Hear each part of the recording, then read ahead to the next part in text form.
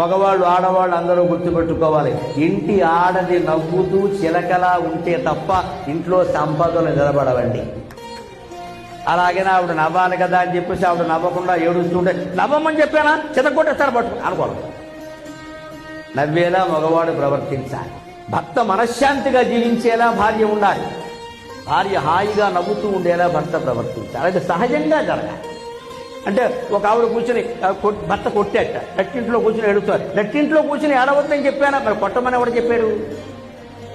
తాగేసి వచ్చి కొడతావా? పైగా ఏడవడానికి ఒక ప్రేష అంటే ప్రెస్ మీట్ పెట్టి ఏడవాలా? ఈ మళ్ళీ ఏడవడం బహిరంగంగా తెలియాలి, లేకపోతే ఓ మూల గదిలో ఎవరికి కనపడకుండా ఏడవాలా? ఇవాళ అలా ఏడిచే అవకాశం కూడా లేదు. ఎవడో ఫోన్లో లాగేస్తాడు. ప్రతివాడి చేతిలో ఫోనే కదా, ఇది లాగేస్తాడు. అంచేతను అక్కడ ఏడవద్దు ఇక్కడ ఏడవద్దు అని చెప్పడం కాదు. అసలు ఏడవలసిన పరిస్థితి రాకుండా భర్త చూడాలి.